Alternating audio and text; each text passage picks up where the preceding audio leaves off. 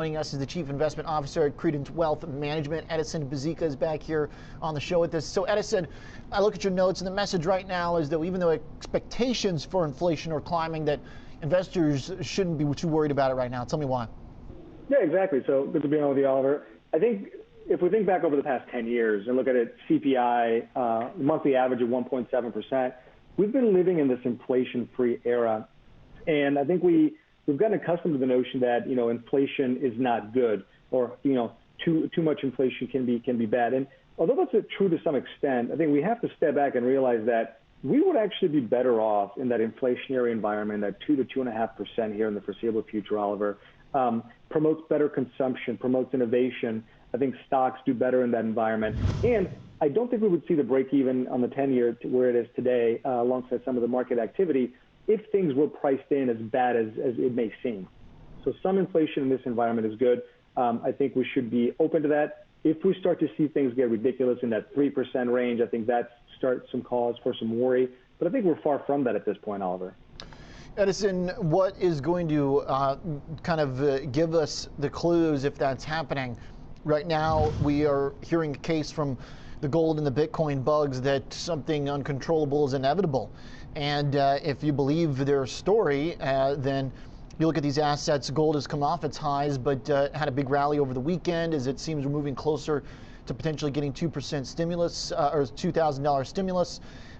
What do we look for? I mean, should we believe things like the move in gold and Bitcoin as being an inflationary impulse? We were talking agricultural commodities in the last block. I mean, some of those are getting pretty high too. What do we look for? What do we follow? I think the best thing to look at right now is what is the probability that economic growth in 2021 is going to at least match that on a pre-COVID basis or surpass it. If we start to see economic growth rates or aggregate economic output resemble that of 2020, let's say by the third quarter of 2021, or if we somehow surpass it, which I don't think we will, I think 2021 is a year of catch-up, I think those are signs to be looking for as to when that inflation story is really going to materialize.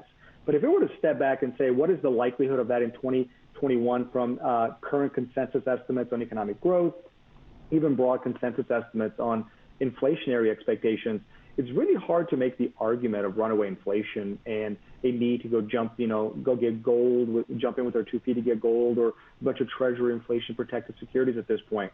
The economy will improve in 2021, but not at the rate that's going to cause yields to rise meaningfully. And at the same time, I don't think it's going to cause inflationary expectations to rise meaningfully whatsoever.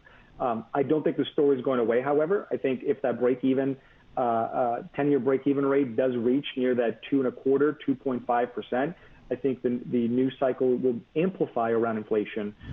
But for that to happen, I think that means we're seeing some notably better economic data coming on the front end of the first half of the year here, which, as you very well know, with what happened today with Boris Johnson announcing a new national lockdown, very difficult to make that argument at this point, Oliver. What should we look for in the Fed minutes this week, Edison? Anything that we don't already know? It seems like the Fed will still, as you mentioned here, stand pat and let things run warm in terms of their targeting methods. We're still looking for some details maybe, but last meeting it was very clear that they're going to give investors a very long, very drawn out heads up if they do change their plans. Are there any other things that we can learn from the Fed, or is that now completely known to the market?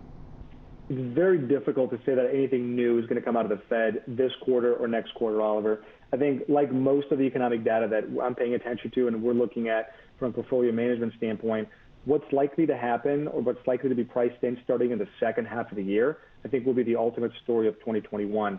The notable uncertainty here in the first half with COVID, vaccinations, kind of how that whole process is playing out, and even kind of the lingering components of the presidential election, which have yet to kind of waver off. I think the first half of the year is very much in kind of stuck in that kind of realm. The second half of the year is where I think the Fed maybe makes some better forward-looking statements. I think where the market starts to price in slightly better outcomes over the long term. So I think in this first half, Oliver, nothing new. I think we know where that story's at. We know where the uncertainty is coming from. Certainly, we can't price it in immediately. The market certainly is trying to do some of that today. But I think the second half is, well, with something like the Fed or even fiscal policy starts to really provide a more meaningful boost. Okay.